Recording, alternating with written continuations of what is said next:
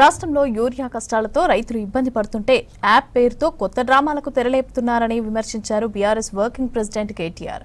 2 ఏళ్ల కాంగ్రెస్ పాలనలో రైతుల పరిస్థితి దారుణంగా మారిందని ఆరోపించారు. ఉమ్మడి జిల్లాలో గెలిచిన బీఆర్ఎస్ సర్పంచ్లను ఖమ్మంలో ఘనంగా సన్మానించారు కేటీఆర్. 9 ఏళ్ల పాలనలో కేసీఆర్ 2.80 లక్షల కోట్ల అప్పు చేశారని అన్నారు. ఇక బీఆర్ఎస్ చేసిన అప్పులన్నీ కూడా 10 ఏళ్లలో తెలంగాణ అభివృద్ధికి పెట్టుబడి అయ్యాయని అన్నారు కేటీఆర్. అక్కడి నుంచి ఇక్కడ దాకా వస్తూ ఉంటే ప్రజల స్పందన, ప్రజల హావభావాలు, వారి మాటలు ఇవన్నీ కూడా వింటూ వచ్చినాను. మధ్యలో ఒక దగ్గర కొద్దిసేపు టీ తాగుదామని ఆగినాం. అక్కడ పాలేరు నియోజకవర్గం ఎంటర్ అయిన తర్వాత టోల్ గేట్కి యువతల కొద్దిసేపు ఆగినాం.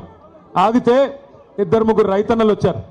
వచ్చి వాళ్ళ గోడు చెప్పుకుంటున్నారు. పాలేరు వాళ్ళు, అన్నా మా ఎమ్మెల్యే గారు ఇప్పుడు మంత్రిగా ఉన్నారు, వ్యవసాయ మంత్రి గారు మా జిల్లా ఇద్దరున్నారు, ఉప ముఖ్యమంత్రి కూడా మా జిల్లానే, 3 మంత్రులు 3 మొనగాళ్ళు ఉన్నారు. కానీ దురదృష్టం ఒక్క యూరియా బస్తా దొరకడం లేదు. ఎవరికి చెప్పుకోవాలి, మేము ఎవరికి చెప్పుకోవాలా అని రైతన్నలు వచ్చి అడుగుతుంటే వారిని నేను ఒకటే అడిగినా, మరి మార్పు అన్నారు, మార్పు అని ఓటేశారు, బాగున్నదా మార్పు అని అడిగిన.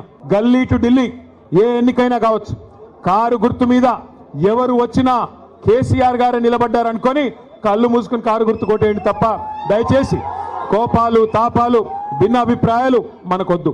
మనం ఐకమత్యంగా పోరాటం చేస్తే ఇంత అద్భుతమైన నాయకత్వం ఈ వేదిక మీద మీకుంది. అన్ని కులాలు, అన్ని మతాలు, అన్ని సీనియర్లు ఉన్నారు, జూనియర్లు ఉన్నారు, అందరూ ఉన్నారు. కాబట్టి మనం గట్టిగా ఐకమత్యంగా పనిచేస్తే ఖచ్చితంగా వచ్చే శాసనసభ ఎన్నికల్లో 7-8 సీట్లు ఉమ్మడి ఖమ్మం జిల్లాలో తప్పకుండా గెలుస్తామన్న విశ్వాసం నాకుంది.